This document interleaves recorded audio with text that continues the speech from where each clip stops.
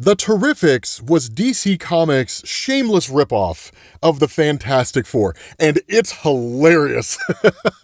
I love this comic so much, especially Dr. Dread. That dude was so goofy. So this picks up with Mr. Terrific showing up to Stagg Industries, right, and meeting with Java. Now, there is some history here. We'll talk about that here in a minute.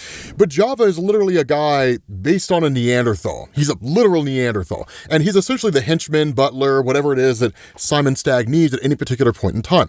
Now, one of the things that had happened is that while Mr. Terrific does have his own IP, his own properties, and so on and so forth, that during the whole death metal event, which we'll talk about here in a little while, that Simon Stagg had basically bought everything that Mr. Terrific had, all of his technology, the whole 9 yards, his company, right? And so what ended up happening here is that Mr. Terrific showing up is based on the fact that his T-spheres have alerted him to the idea that Simon Stagg is screwing around with Terrific's old previous experiments.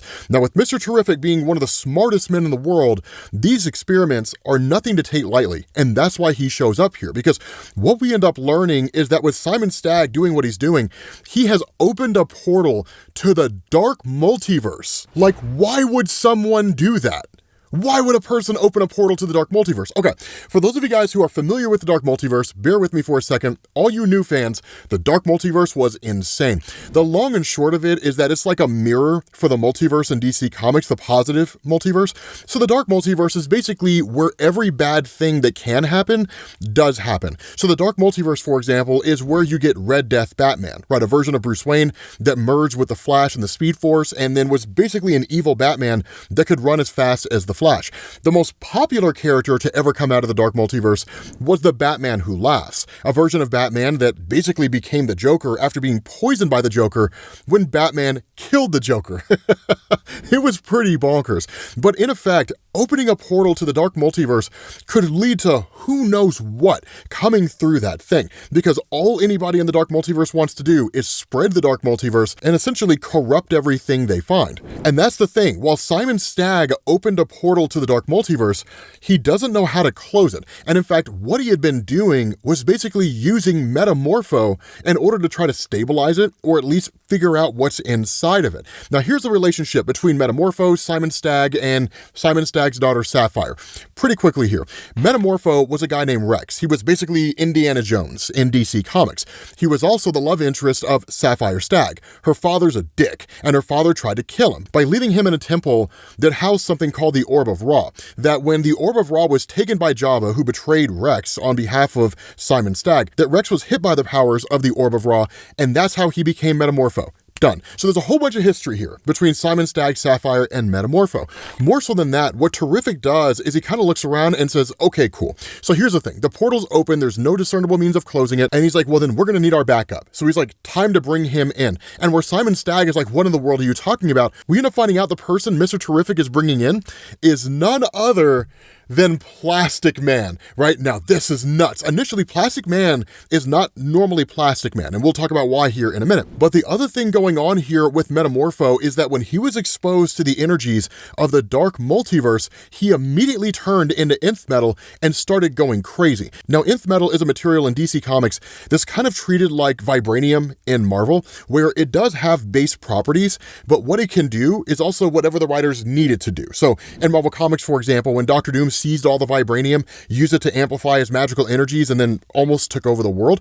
Nth Metal is very similar to that. It does have magical properties, different things like that, but in this instance with Metamorpho encountering Nth Metal and then turning into Nth Metal, this is actually an instance where DC can build on this and say that now he can basically turn into this wildly capable and nigh indestructible material. Not only that, because Metamorpho is basically going crazy, he breaks free of his chains, he attacks Mr. Terrific, and then all hell breaks loose when he gets sucked into the portal. Not only that, it's Mr. Terrific and Plastic Man who get yanked into the portal as well, and they immediately get sucked into the Dark Multiverse. Now, because Mr. Terrific is such a genius, right, ever the guy who's able to keep his wits, even if it makes him a little socially awkward, he immediately thinks fast, and he says, okay, Plastic Man, encase us in your abilities, right? Literally, wrap yourself around us and keep us protected, which he does, and then they just kind of crash land onto the surface. And that's when you kind of start to get this explanation of what's going going on, right? Where Metamorpho says that he didn't really mean to do any of it, that Stagg wanted him to go through that portal to check it out,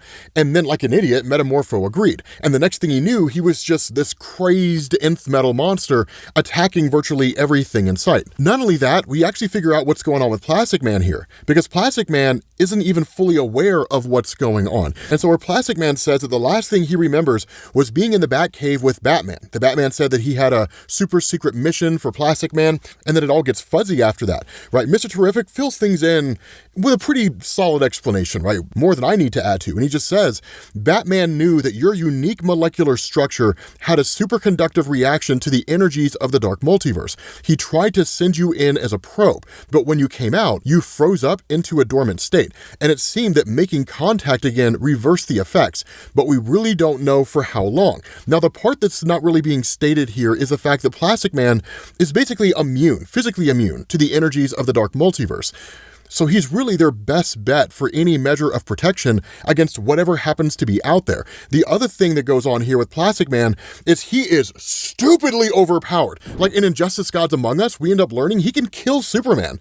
He can just flood Superman's lungs and there's nothing Superman can do. He'll just sit there and suffocate and that'll be the end of him. And there's a whole bunch of other stuff that makes Plastic Man OP. I'll have a video in the description if you guys want to check him out. But where Plastic Man gets a little irritated by the fact that he was just kind of left in a sort of stasis form to a degree, the response of Mr. Terrific is like, number one, we didn't know if sending you back into the multiverse would somehow snap you out of that frozen state and then we could bring you back and you would be normal.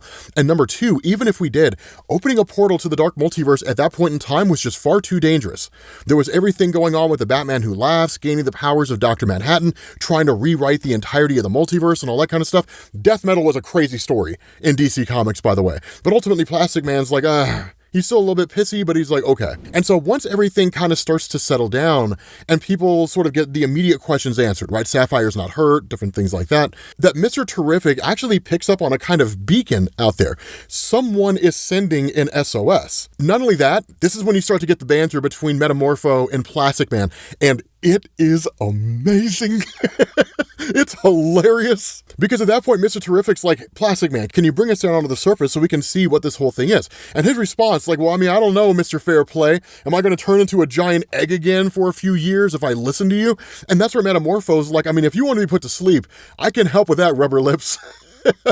Just do what the guy says so we can get out of here. And so they, of course, end up descending down to the surface. Now, because Metamorpho had been exposed to the energies of the Dark Multiverse, he'll basically be fine. Plastic Man is, of course, immune to it. And now that Mr. Terrific has been here and had a chance to analyze everything using his T-spheres, which is what's kind of been going on behind the scenes, he can create a force field for himself to protect himself from the Dark Multiverse. So at that point, they can just kind of go around and explore. The crazy thing here is they don't really know the nature of the surface that they're on. And so that's when Metamorpho's like, guys, this is not a planetoid, right? We're on a living organism, because literally Plastic Man just kind of like zooms out, stretches his head all the way out, and he was like, yeah, we're basically in the presence of a giant celestial being, which is obviously Galactus.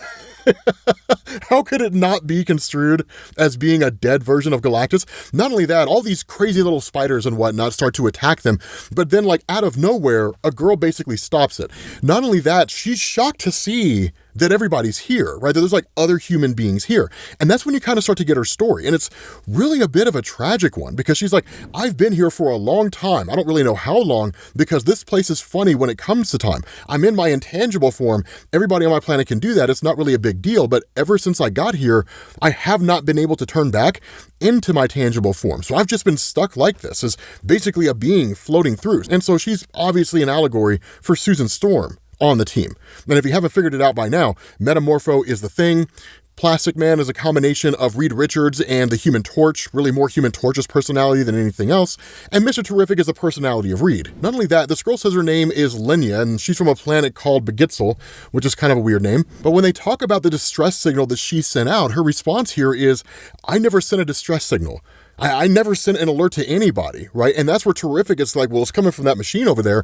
And she's like, look, I mean, I couldn't have turned that thing on even if I knew how to, because I'm intangible. I can't physically touch things. And so what ends up happening is that when Mr. Terrific turns it on, they're met with a broadcast from Tom Strong, right? And he says, if you are seeing this recording, it means I'm probably dead. That means that it's up to you to save the universe. Now, Tom Strong is so cool. cool in DC Comics. I love Tom Strong. He's almost kind of like a Indiana Jones meets Captain America type character. He's really more of a byproduct of basically science engineering, and he actually consumes something called the Galuka root, which is what keeps him youthful. This guy literally is peak. He's amazing, right? Tom Strong is so cool. He did appear back in 1999, and he's been around DC for quite some time. He has his own stories. We can make a video explaining his history if you guys are interested. But what's kind of wonky here is like no one here has heard of Tom Strong. Metamorpho doesn't know who he is. Mr. Terrific doesn't even know who he is. Of course, Linnya doesn't know who he is. And so it's just kind of like, all right,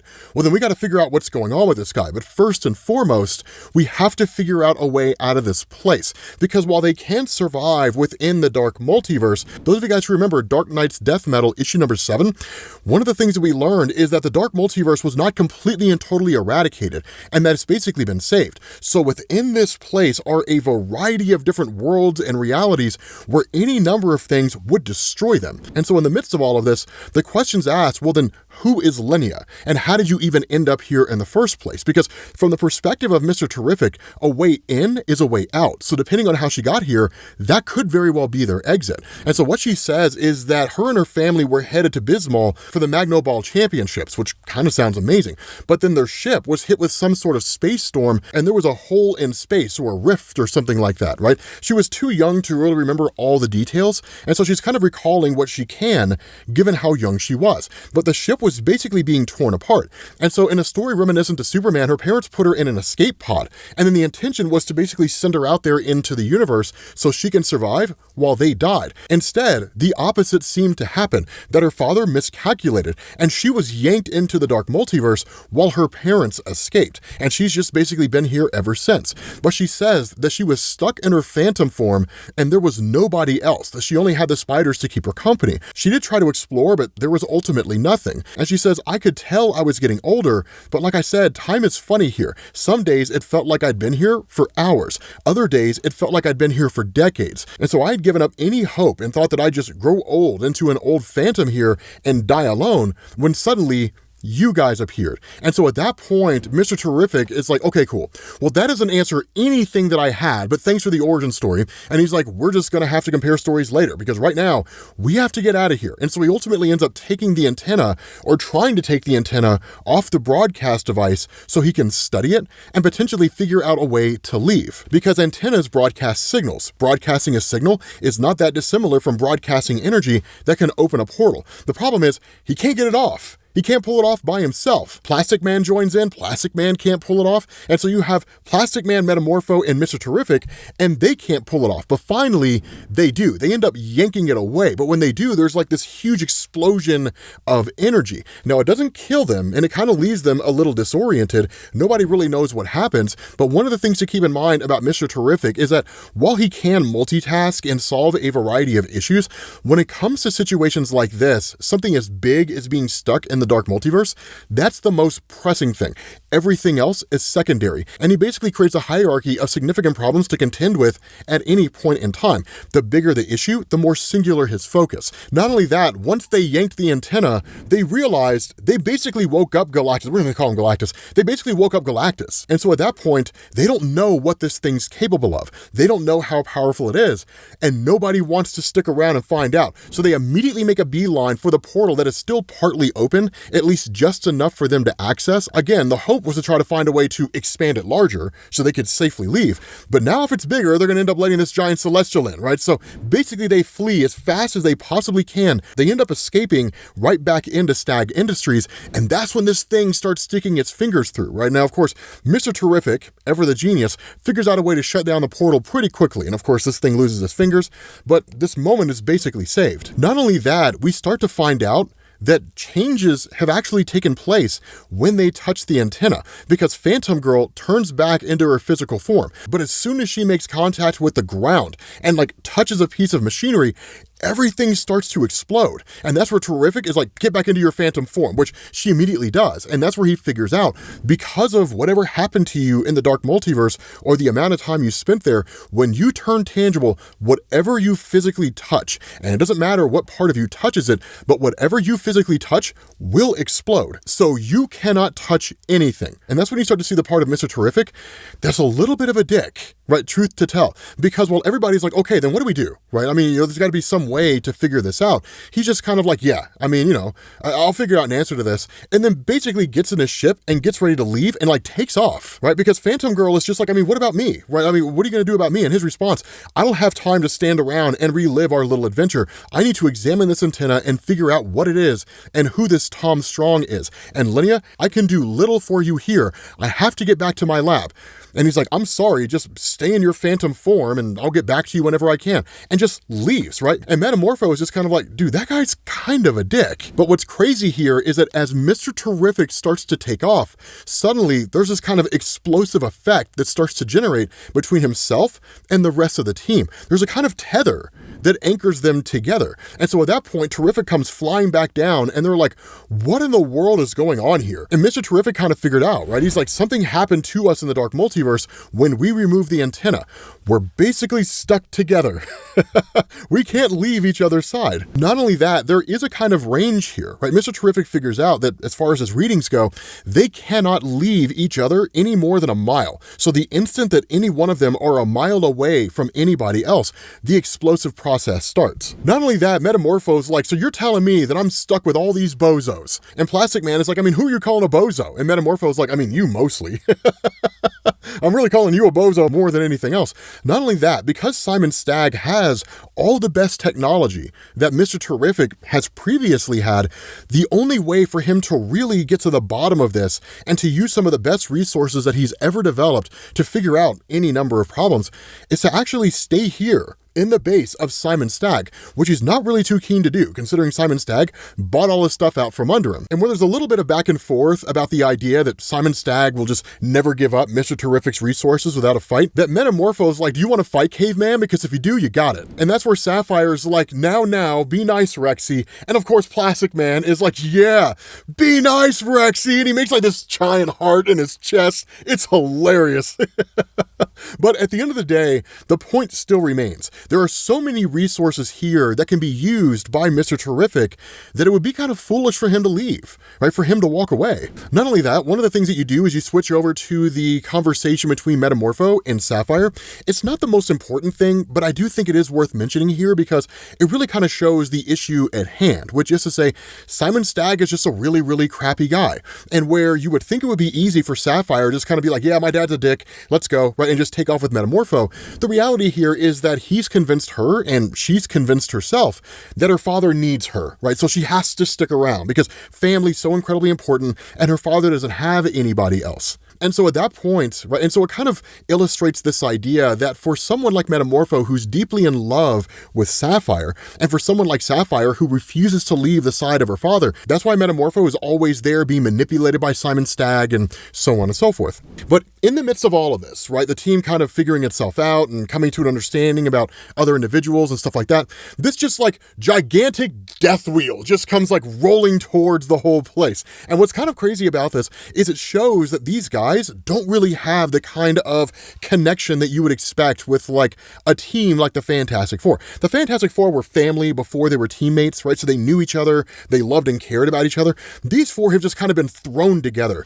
So their team-based aspect is really more clumsy than anything else. Because when this wheel comes just like rolling down here, you initially have Metamorpho who's like, Sapphire, get into the house, get down below the lab, and no matter what happens, stay below. We'll come and get you when this is done. And like this death wheel is just like attacking everybody. And so Mr. Terrific is like, Linnya, everything you touch explodes. Go touch the guns and blow those guns up. Now, one of the other cool things you learn too is she can actually kind of create projectiles, right? If she touches something and it starts to explode, she can hold it and throw it, right? So she's kind of like Gambit in that way, which is pretty dope. Not only that, of course, Plastic Man and those guys are put to task, and Mr. Terrific is like, I'll figure out a way to shut this thing down. Now, this is where things get kind of wonky and just shameless copying of not just the Fantastic Four, but Marvel as a whole, because there's this point where Plastic Man turns himself into a giant slingshot, which really is just nightmare fuel. And then Metamorpho turns himself into a ball. And then Linnya, kind of working as a distraction, helps them out so that Plastic Man